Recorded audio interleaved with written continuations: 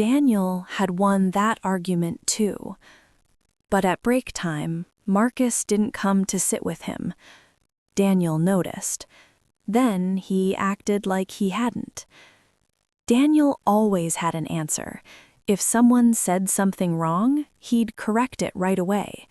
If someone made a claim, Daniel's counter was already ready.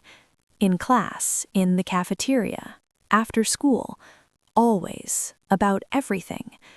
After every win, there'd be a small feeling of relief inside him.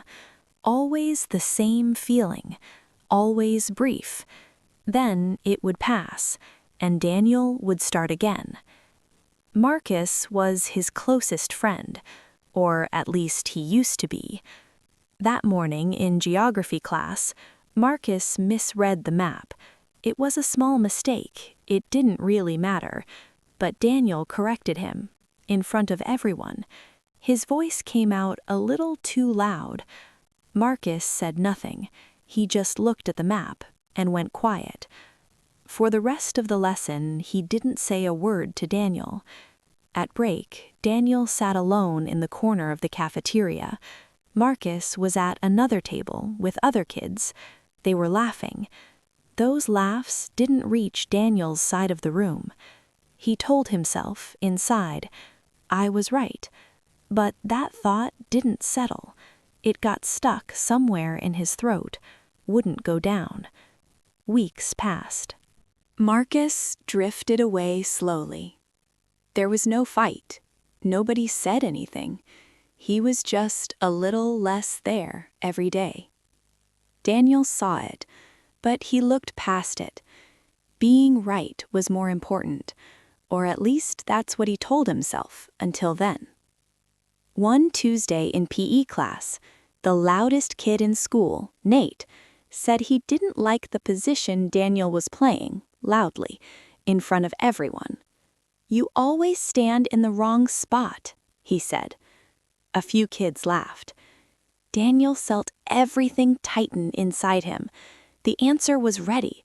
It was almost out. Everyone in the class was watching him. But then, Marcus came to mind.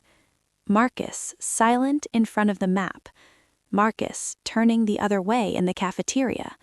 Marcus, drifting away quietly, week after week. He didn't open his mouth. Nate waited.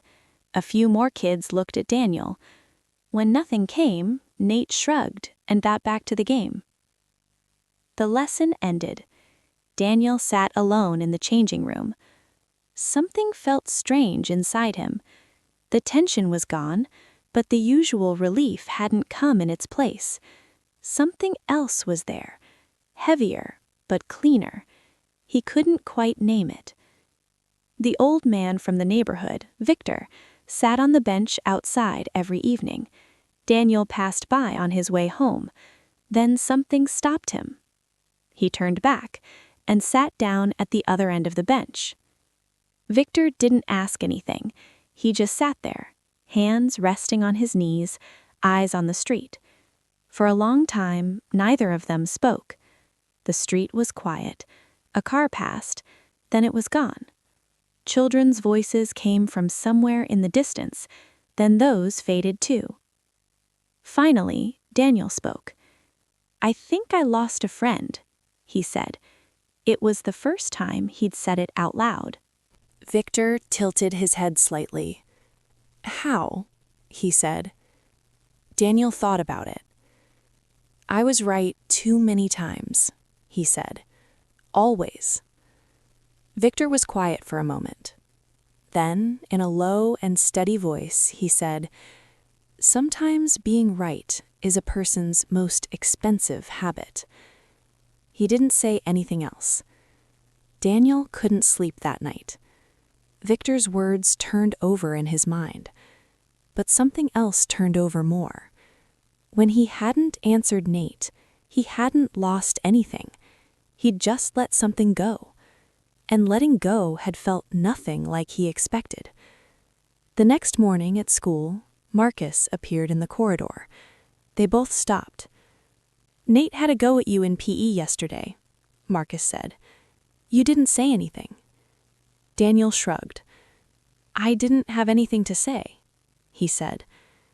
Marcus looked at him for a short moment. Then he kept walking. But as he went, he gave a small nod. Daniel stood in the corridor. He watched him go. Maybe things wouldn't fix themselves right away. Maybe some things wouldn't come back. But that small nod, it was quiet. It held no judgment. Every argument you win at the cost of someone's comfort is a debt you don't see until it's due. Silence isn't weakness. Sometimes it's the only thing strong enough to hold a friendship together.